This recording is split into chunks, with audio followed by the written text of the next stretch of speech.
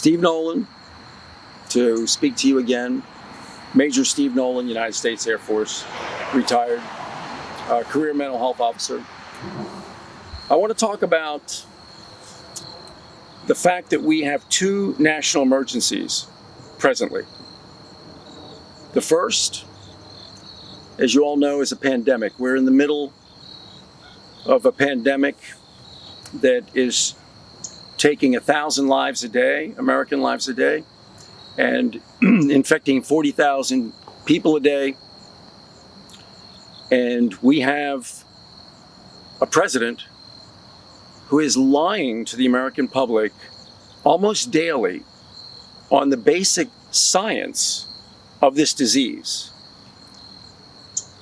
and contradicting his own medical experts and infectious disease experts, world-renowned experts, trying to communicate to the public, and he's contradicting the same information.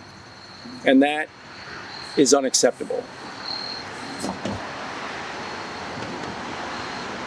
The second emergency is more important than the first. And people might argue with me on this one because it hasn't resulted in loss of life yet. And that's that we are under attack by a hostile enemy state, Russia. And it's been going on since the 2016 presidential election. Well, it's been going on a lot longer than that, but we had 3 federal investigations that proved that.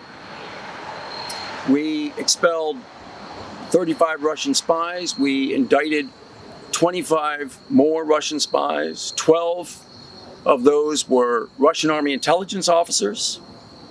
We had a Department of Justice investigation, a congressional investigation by the House, and one by the Senate, all reaching identical conclusions of extensive Russian cyber warfare against this country, and all confirmed interference in the 2016 election, all confirmed that the espionage and the cyber warfare has not ended. It's still ongoing, and they are still interfering in the 2020 election.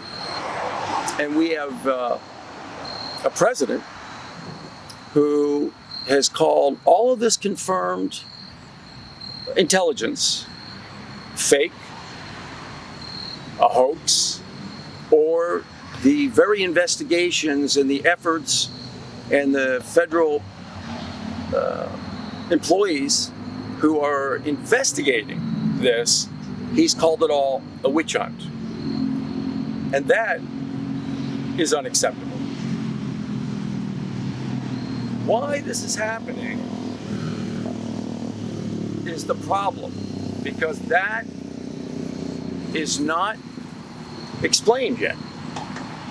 And to make matters worse, we have members of our own Congress, Senate, and House that, although they voted themselves 517-5 to impose sanctions on Russia as punishment for this cyber warfare, so their vote proves their true thoughts and opinion and verdict on the subject, but yet they have allowed the president to continue to call it all a hoax, thereby aiding and abetting the enemy, since one of the major findings of all 3 investigations was that the very strategy of Vladimir Putin, the very goal of all of this, was to create division and dissension in the American people, to make the American people lose confidence in the electoral process.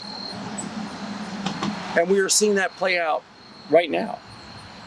And the president, again, is aiding and abetting the very strategy of Vladimir Putin with false information about mail-in voter fraud, etc., etc., etc.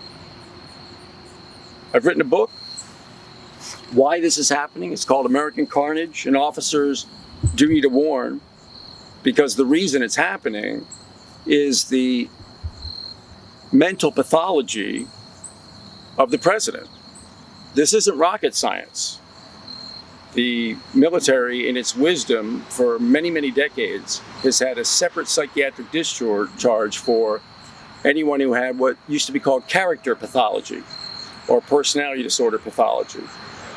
The president meets all the criteria for narcissistic pathology and almost all the criteria for antisocial, which explains why he can make the choices he's making. Only these two diagnoses, the narcissistic and antisocial, could choose personal gain over the interests and even the safety of their own country.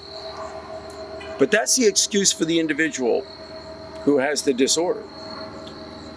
But we have no excuse for those who are supporting the president in the very thing that they've already voted against. It's time that they step up. And the time is definitely before this election on November 3rd.